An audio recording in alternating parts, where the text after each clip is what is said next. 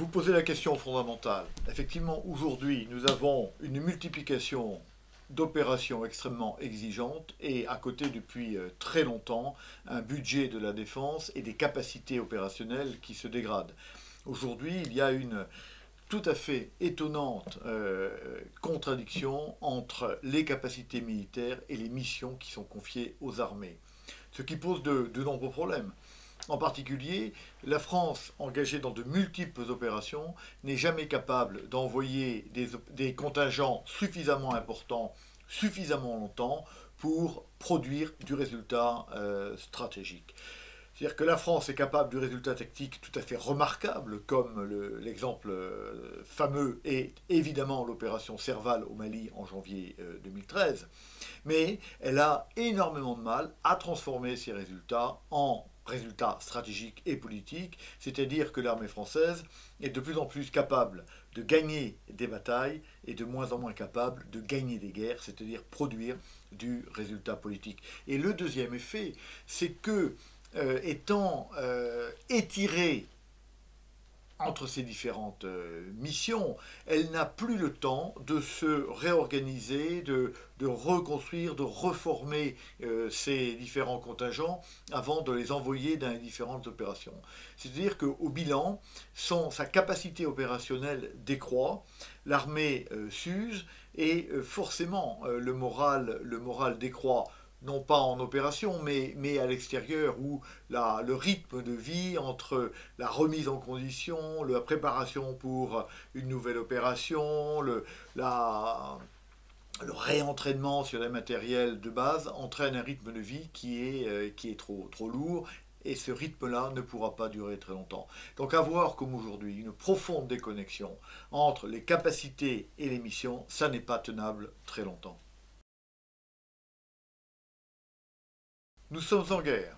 Tout le monde le dit, le Premier ministre, le Président de la République. C'est bien de le comprendre et c'est bien de le dire. Au-delà, eh bien, il faut consentir l'effort de guerre.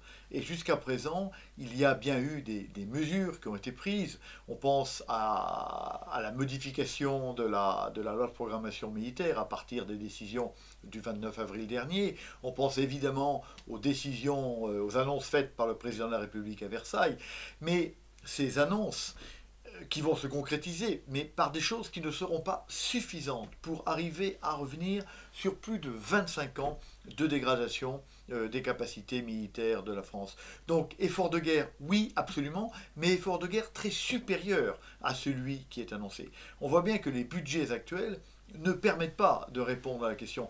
En dessous d'un budget de 2% du PIB pour les armées, je précise hors gendarmerie et hors pension, il est absolument hors de question de redresser la pente. Et tous les connaisseurs de la chose militaire savent bien que 2% n'est pas suffisant, qu'il faut viser 3%. Nous n'y arriverons pas demain matin, mais en tout cas il faut se mettre sur cette pente de manière à rejoindre cet objectif de 3% dans une durée inférieure à 10 ans. Alors, le pacte de sécurité doit l'emporter sur le pacte de stabilité, moi je ne suis pas sûr de ça.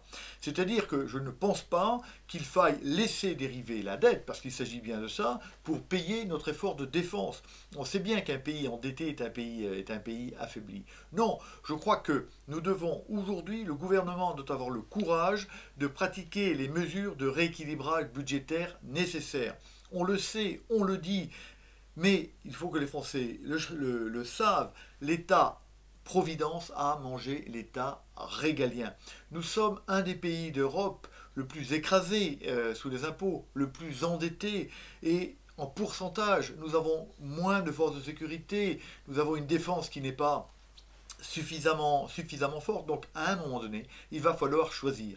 Doit-on admettre la gabegie de la formation professionnelle? Doit-on admettre la gabegie du millefeuille administratif? Ou bien doit-on en reprendre sur ces trous sans fond de manière à redonner à l'État régalien? Je parle de la défense, mais il n'y a pas que la défense, il y a évidemment la sécurité. Nous avons perdu 5000 policiers sous la présidence Sarkozy. Ces postes-là n'ont pas été reconstruits sous la présidence Hollande. Je pense à la justice.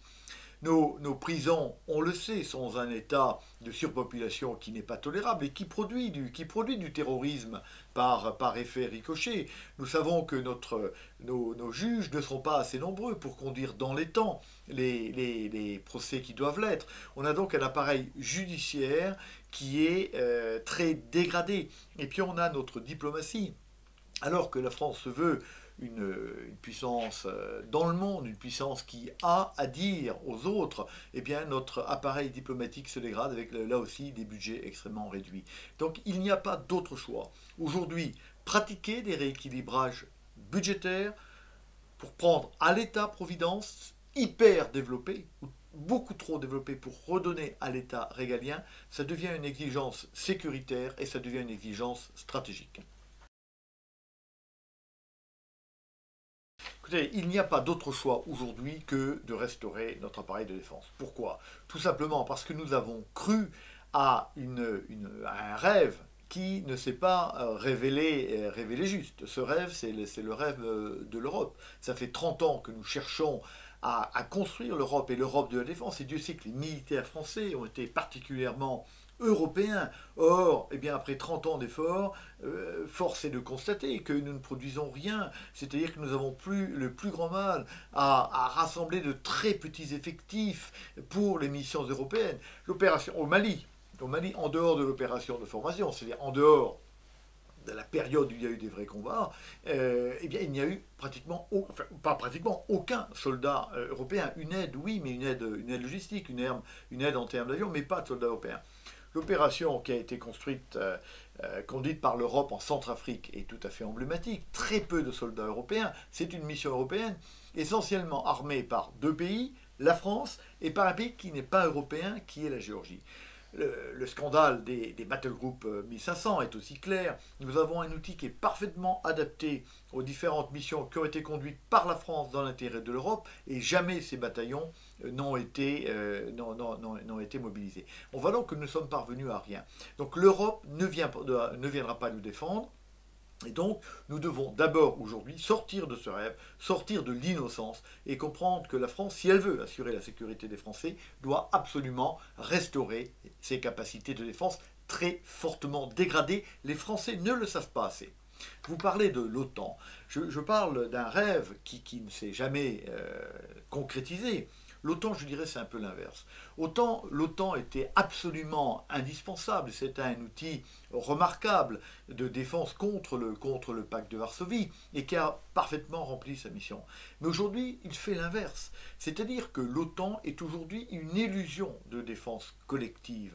Et ça, c'est traduit, et l'OTAN s'est traduit, par un désarmement des pays européens qui ont délégué leur défense à l'OTAN, qui ont diminué leurs efforts de défense. Or, aujourd'hui, les choses sont claires.